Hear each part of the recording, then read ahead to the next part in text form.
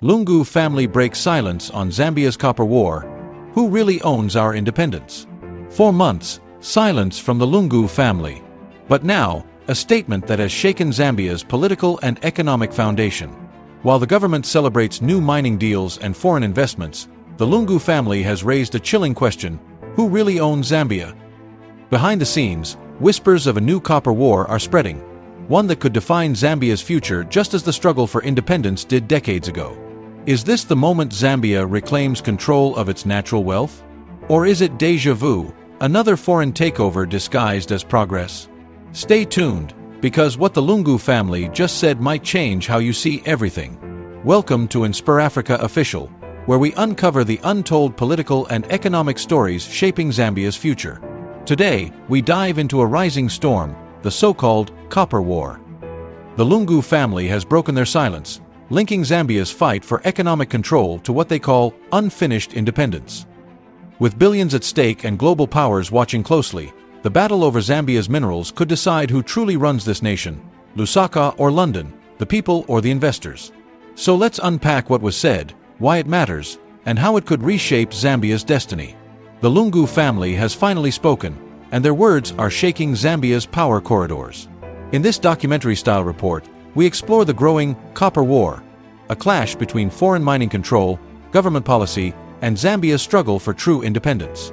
Is Zambia finally reclaiming its resources, or are we trading one master for another?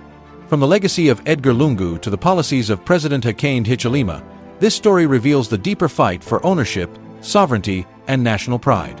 Subscribe for more in-depth analysis and exclusive political documentaries from InspirAfrica Official. The shocking statement, "We no longer own what our fathers fought for," Zambia wakes up to a revelation that no one saw coming. And this time, it isn't from a politician or activist, but from within the Lungu family itself. In an emotional and unexpected interview posted online, a close family member of the late President Edgar Lungu broke months of silence, accusing foreign interests and corrupt local elites of stealing Zambia's independence through control of the nation's most valuable resource, copper. Their words were heavy with emotion, echoing a sentiment that has long simmered beneath Zambia's surface. "Our fathers fought for political freedom," they said, "but today, our resources are controlled by outsiders. We may wave the Zambian flag, but our economy is not ours anymore." The statement spread like wildfire. Within hours, it was trending across Facebook, TikTok, and X, formerly Twitter. Analysts, journalists, and ordinary citizens flooded social media with heated debates, some praising the Lungus for finally speaking out, others accusing them of trying to score political points. But beyond the controversy, the family's message struck a deep national chord. It forced Zambians to confront an uncomfortable truth: that true independence may still be out of reach if the country's wealth continues to flow into foreign hands. For many, this was more than just a political outburst. It felt like a cry of frustration, a reflection of the growing pain among Zambians who feel their nation's treasures are being exploited while poverty deepens at home.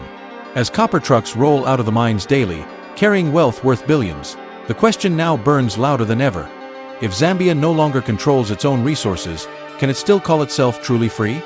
The roots of the Copper War, a battle older than independence. To understand why the Lungu family statement hit so hard, we must go back in time, to the roots of Zambia's greatest treasure and its biggest curse, copper. Since the early 1900s, the copper belt has been the heartbeat of the Zambian economy. During colonial rule, British companies extracted billions in wealth while local miners toiled underground. When Zambia gained independence in 1964, hopes were high that copper wealth would finally serve the people. For a while, it did. Under Kenneth Kanda's government, the mines were nationalized, and the slogan, "Zambia shall be free," echoed with pride. But by the 1990s, economic pressures and World Bank reforms forced privatization. That's when the balance shifted again, this time to foreign companies and multinational giants who bought the mines for a fraction of their value.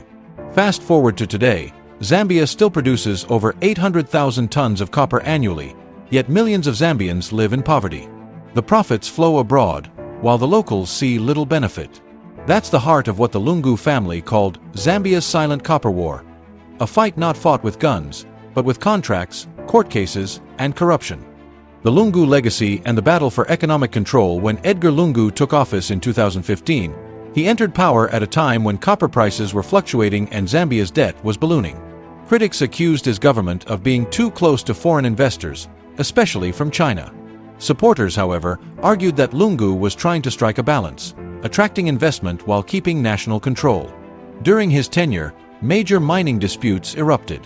One of the most explosive was the Konkola copper mines (KCM) case, where the Zambian government moved to seize control from Vedanta Resources, an Indian-owned mining giant. Lungu argued that Zambia's natural wealth must serve Zambians first.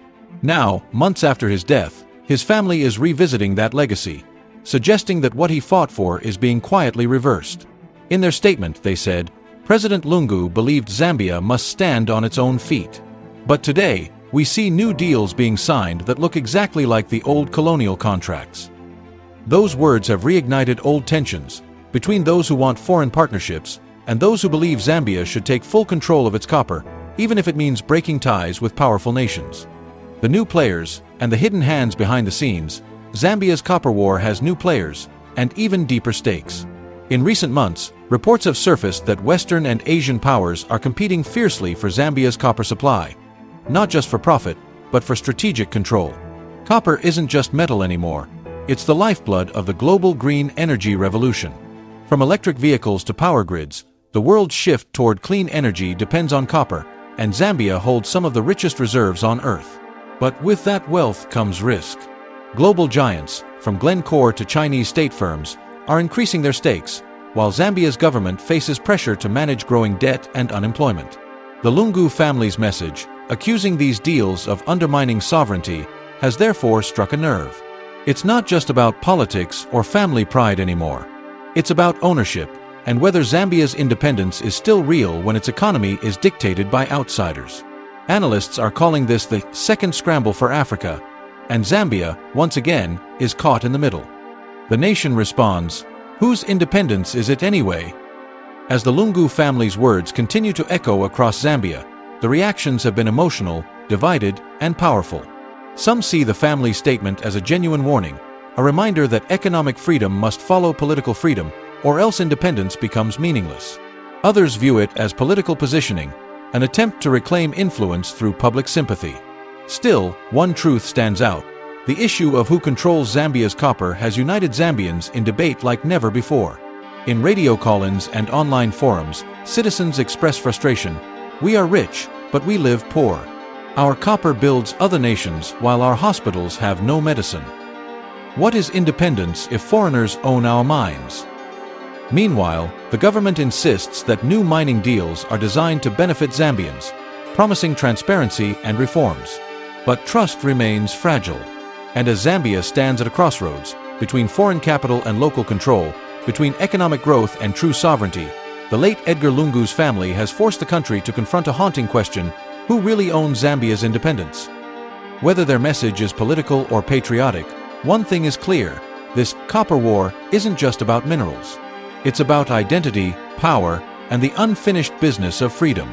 And as the dust settles, one truth remains: the struggle for Zambia's soul, like its copper, runs deep beneath the surface.